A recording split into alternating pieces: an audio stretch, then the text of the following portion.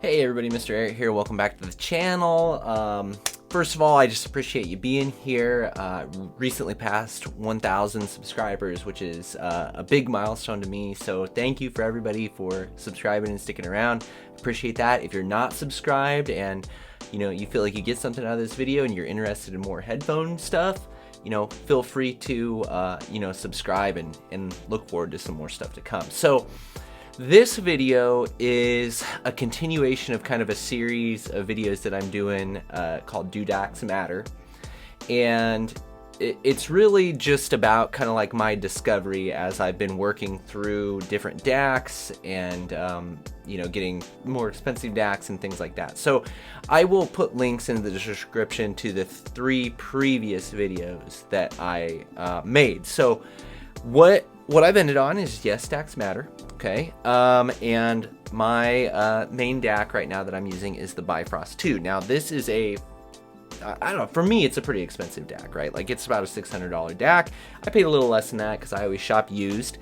And also just did a video on buy and use, so go check that out if you're interested in that. But like I mean DACs do matter, right? Like there is a difference there, and there's a difference in quality. And ultimately, like, I feel justified in having the Bifrost 2, even though I feel like other DACs, you get reasonably close with the sound.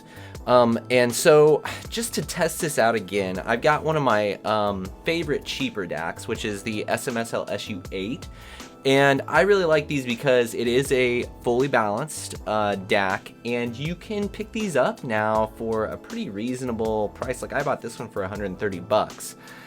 So if you're just looking to get a balanced DAC and you want to dip your toe into that, this is one to look at, and it comes with a remote and stuff. So I haven't done a full review on this, but just it's good. It's good for the money, especially like 130 bucks, or if you can get it somewhere around there. I think it's a pretty good price. Okay, so here was the question for me, knowing that DACs matter, and basically I've ended up with, like, my main setup is the Bifrost 2 and the Singxer SA-1. So both about $600 devices, right?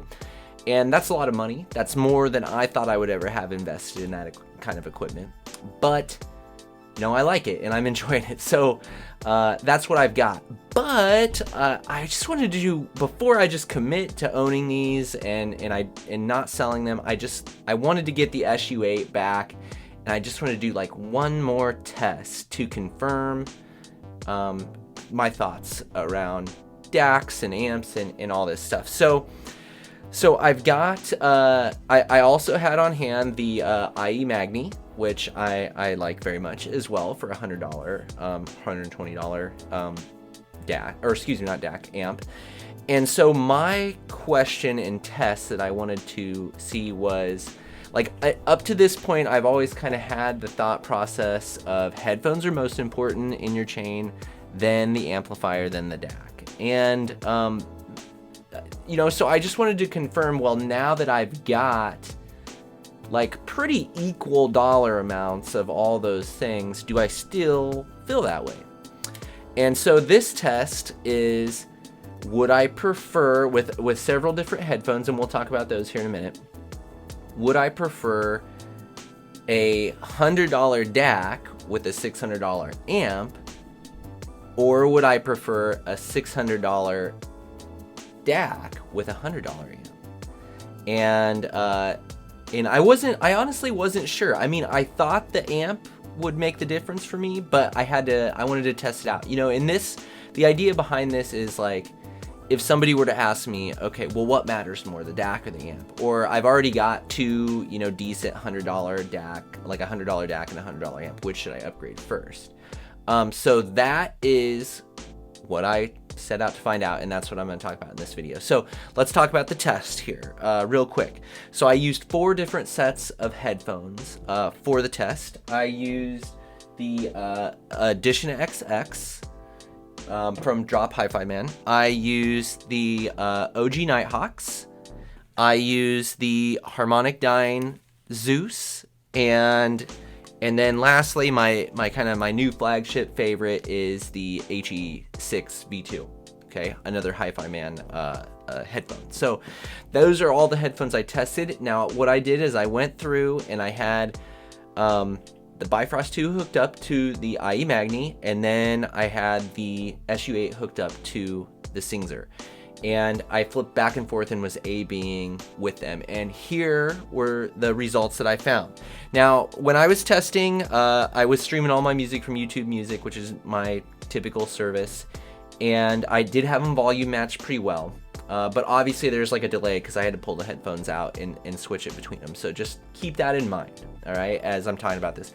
I did not listen to any specific songs. It was just like on my playlist when I had it shuffled. I would listen to a song and that came on, and I would just flip back and forth. So just based on the song, I'm just going purely on my preference of which did I enjoy more, which did I think just sounded, just better to listen to. I wasn't being super critical of technical details or anything like that. Like, it was just a pure enjoyment, subjective test. Okay, so know that going into this, and maybe your mileage would vary. Okay, so first test here. Let me see. I started off with the Edition XX, and I listened to 3 songs for each of these tests. All right, so for the Edition XX, every song, all 3 songs, I preferred the Bifrost 2 going into the IEMagni as opposed to the SU-8 going into the Singxer. Okay, so that's one score for invest in a more expensive DAC. With the Nighthawk, I felt absolutely the opposite. So for all 3 songs that I A/B'd with the Nighthawk, I preferred the SU-8 with the Singxer over the Bifrost with the IEMagni. So 1-to-1 expensive DAC versus expensive amp. And then with the HE6, there was 1 song that I preferred with the Bifrost 2 and the Magni, and 2 songs that I preferred with the SU-8 and the SA-1. But one of those was, I kind of felt like was in the middle, and I didn't really like it on either of them, just so you know. So, but again, that's 1 for the Singxer. So we got 1 for the Bifrost and 2 for the Singxer as far as like preference overall. Then the last one was the Zeus.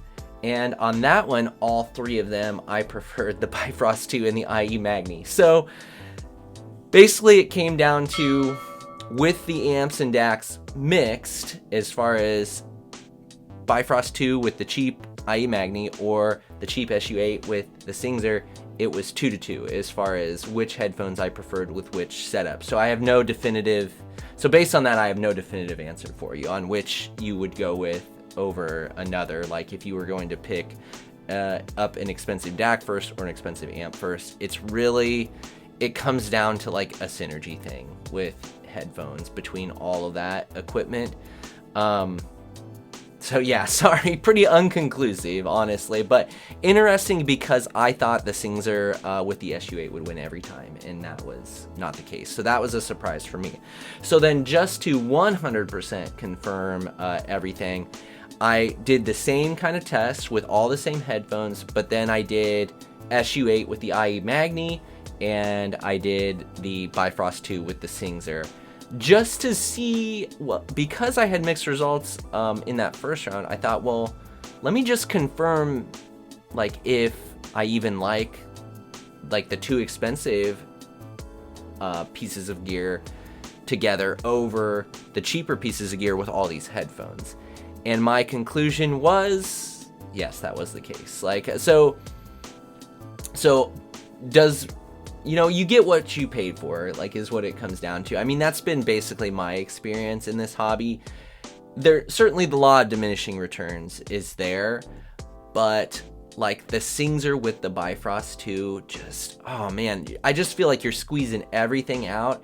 And, especially thinking about the Bifrost 2 versus the SU-8, it's interesting because, like, my initial impression was that they weren't that different, but the more I would listen, I could hear the differences to it, right? And just the SU-8, it always felt like a bit drier, a bit flatter, not in frequency response, but just in like the depth of the music and like the shape of the music.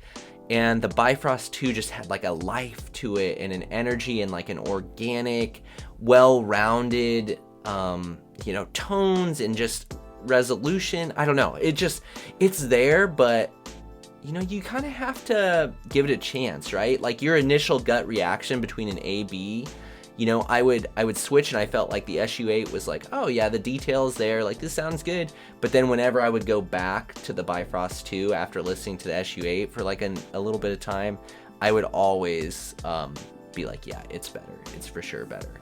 I was surprised there were, I mean, it wasn't as far apart as I thought it would be. There were several instances where I was like, the SU-8 going into the IEMagni was totally listenable to, and you know, I thought it was still really good, and sounded really good. You just don't squeeze out that last little bit of like special out of your music with that setup though. I feel like, you know, it's a little bit flatter, a little bit drier, a little bit more digital, as opposed to like the Bifrost 2 with the Singxer. It's so dynamic and organic and so resolving.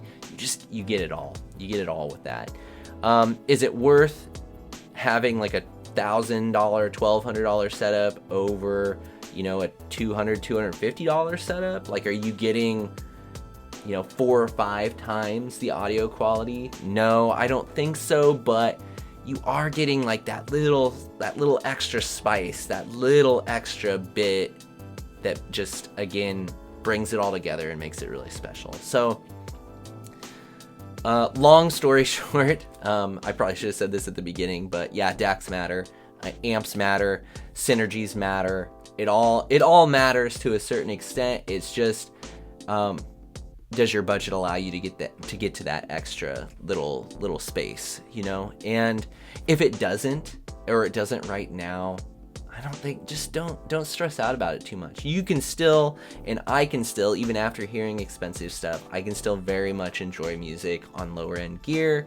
But, you know, once you kind of hear the special, you don't really want to go back. Even if I could, if I wasn't thinking about it too much and I was just like, yeah, let's just sit down and listen to music, I can still do that perfectly fine with a $100 DAC, a $100 amp, and a $100 set of headphones.